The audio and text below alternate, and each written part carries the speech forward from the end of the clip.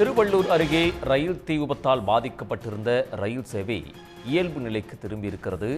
46 மணி நேரத்திற்கு பிறகு ரயில் சேவை தற்போது முழுமையாக சீரடைந்திருக்கிறது. திருவள்ளூர் அருகே ரயில் தீ விபத்தால் பாதிக்கப்பட்டிருந்த ரயில் சேவை தற்போது இயல்பு நிலைக்கு திரும்பியிருக்கிறது.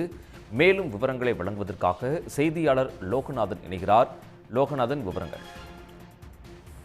நேற்று முன்தினம் திருவள்ளூர் ஏகாட்டூர் இடையே சரக்கு டீசல் ஏற்றி சென்ற சரக்கு ரயில் கவிழ்ந்து விபத்தில் 18 பெட்டிகள் எரிந்து நாசமானது. இதில் 7 மணி நேரம் தீயணைப்பு வீரர்கள் போராடி தீயை அணைத்திருந்த நிலையில் தண்டவாள பகுதியில் கவிழ்ந்துள்ள 18 டேங்கர்களை 26 மணி நேரமாக போராடி அதை அப்புறப்படுத்தியிருந்தனர். அதன் பிறகு தண்டவாளம் சீரமைக்கும் பணியானது தொடர்ந்து நடைபெற்று வந்திருந்து தண்டவாளம் 4-3 தண்டவாளம் சீரமைக்கப்பட்டு அந்த பகுதியிலானது புறநகர் ரயில் செல்லக்கூடிய அந்த வழித்தடத்தில் அதிவிரைவு ரயில்கள், வந்தே பாரத் ரயில் என அனைத்து ரயில்களும் குறைந்த வேகத்தில், அதாவது 10 கிலோமீட்டர் வேகத்தில் அந்த தண்டவாள பகுதியில் மாற்றி அனுப்பப்பட்டு கடம்பத்தூர் கிராசிங்கில் வழக்கமாக அதிவிரைவு ரயில்கள் செல்லக்கூடிய வழித்தடத்திற்கு திருப்பி அனுப்பப்பட்டன.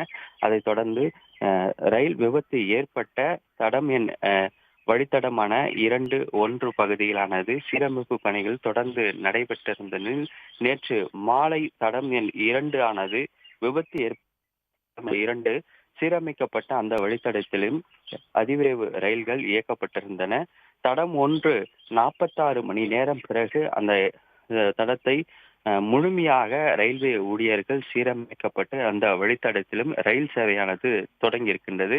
நேற்று நிலவரப்படி குறைந்த எண்ணிக்கையிலேயே புறநகர் ரயில்களானது அந்த வழித்தடத்திலானது இயக்கப்பட்டிருந்தது. அதே போன்று அனைத்து ரயில்களும் குறைந்த வேகத்திலானது இயக்கப்பட்டு வந்த நிலையில் 46 மணி நேரம் பிறகு, அதாவது இன்று அதிகாலை 2:55 மணி அளவில் முழுமையாக தண்டவாள பகுதிகள் சீரமைக்கப்பட்ட அப்பகுதியில் இயல்பு நிலைக்கு ரயில் சேவையானது திரும்பியிருக்கின்றது.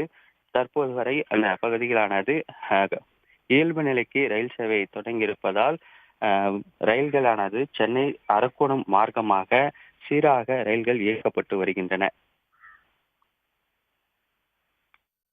உடனுக்குடன் செய்திகளை தெரிந்து கொள்ள சன் நியூஸ் பெல் ஐகானை கிளிக் பண்ணுங்க.